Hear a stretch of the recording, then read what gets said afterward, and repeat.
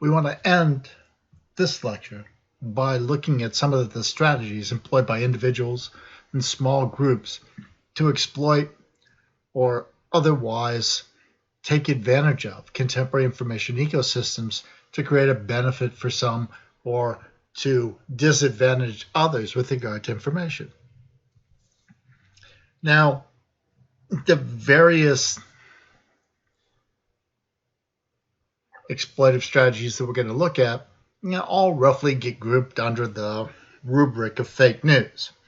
But as I note, fake news is really just the blunt instrument of dull minds.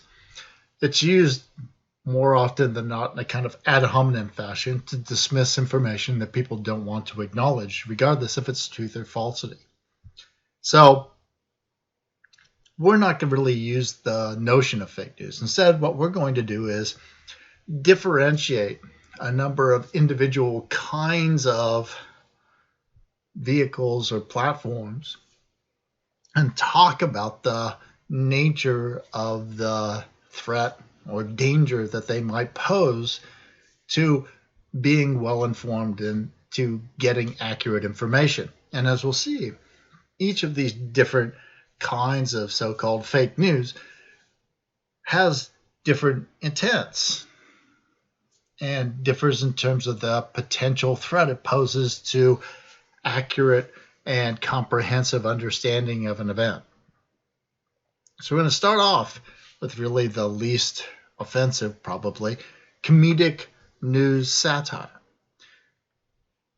So satirists are comedians who intend to adopt a particular perspective on the news or current events, and they're doing so for comedic purposes. So they're primarily entertainers at heart. And in fact, when Jon Stewart used to be the anchor of The Daily Show, he used to have to remind people on a regular basis that despite how people wanted to portray him as someone who was a political commentator or a news person, he was in fact a quote-unquote comedian. Now, comedic news satire in the form of, say, websites like The Onion, TV shows like The Daily Show, or Last Week Tonight, these are all attempts at entertainment based on playing off current events. And though they're often written by well-informed people and even extensively fact-checked, there are certain limitations to this as a medium for getting information. Specifically, comedians don't need to know or adhere to any journalistic practices. They don't have to worry about whether or not they absolutely positively get it right. There are no codified professional ethical standards, and they don't even really have to believe their own material. Likewise, news satirists generally lack the resources to conduct independent investigative research on the topics they cover. And so what they tend to do is to use reports of current events, which they then create a comedic bit about. Now, this isn't to say that all of the information in comedic news satire is in fact inaccurate, or the people who are the consumers of comedic news satire are, as a group, relatively uninformed. This was a study. It was done in 2012, so quite a long time ago.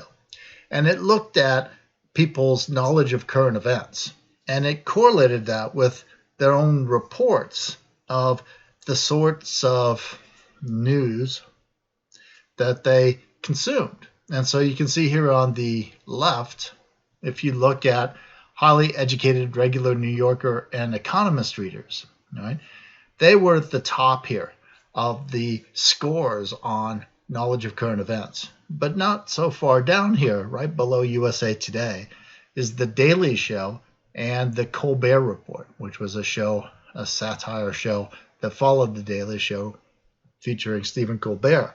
And they're above Hardball, news program on MSNBC, O'Reilly Factor, which was a news program on Fox News, and so on.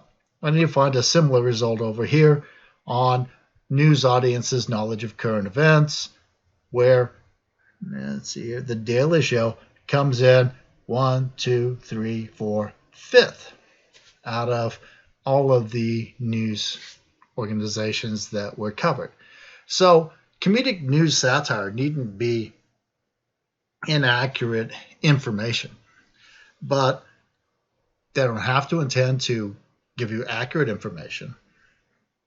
They tend to exaggerate and use hyperbole for comedic effect. They have no, in general, journalistic training, no codified professional ethical standards.